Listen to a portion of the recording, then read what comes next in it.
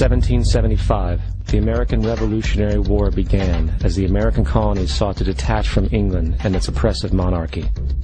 Though many reasons are cited for the revolution, one in particular sticks out as the prime cause: that King George III of England outlawed the interest-free, independent currency the colonies were producing and using for themselves, in turn forcing them to borrow money from the Central Bank of England at interest, immediately putting the colonies into debt.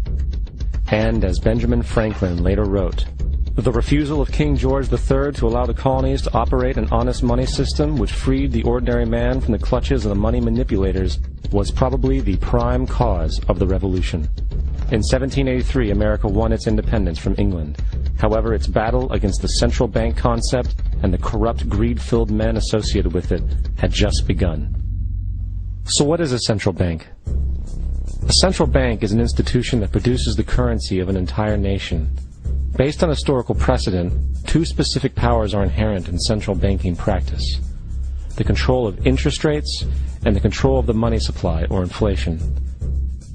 The central bank does not simply supply a government's economy with money, it loans it to them at interest. Then, through the use of increasing and decreasing the supply of money, the central bank regulates the value of the currency being issued.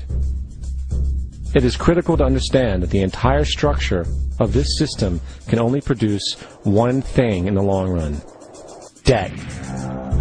It doesn't take a lot of ingenuity to figure this scam out. For every single dollar produced by the central bank is loaned at interest.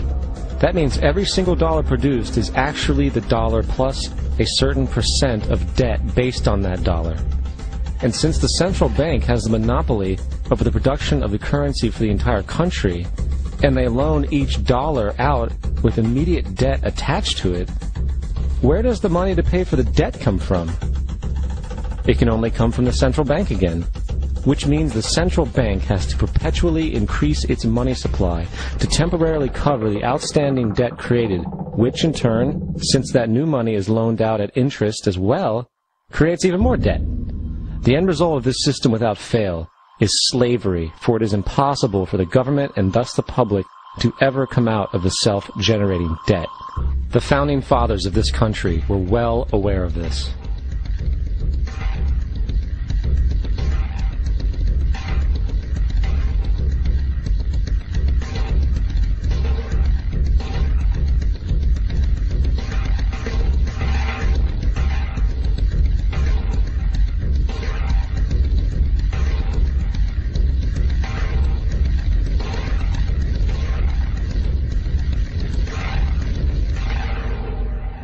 By the early 20th century, the U.S. had already implemented and removed a few central banking systems, which were swindled into place by ruthless banking interests. At this time, the dominant families in the banking and business world were the Rockefellers, the Morgans, the Warburgs, the Rothschilds. And in the early 1900s, they sought to push once again legislation to create another central bank. However, they knew the government and public were very weary of such an institution, so they needed to create an incident to affect public opinion. So, J.P. Morgan, publicly considered a financial luminary at the time, exploited his mass influence by publishing rumors that a prominent bank in New York was insolvent or bankrupt. Morgan knew this would cause mass hysteria, which would affect other banks as well. And it did. The public, in fear of losing their deposits, immediately began mass withdrawals. Consequently, the banks were forced to call in their loans, causing the recipients to sell their property, and thus a spiral of bankruptcies, repossessions, and turmoil emerged.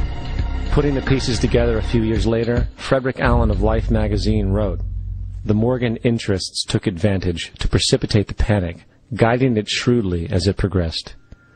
Unaware of the fraud, the Panic of 1907 led to a congressional investigation headed by Senator Nelson Aldrich, who had intimate ties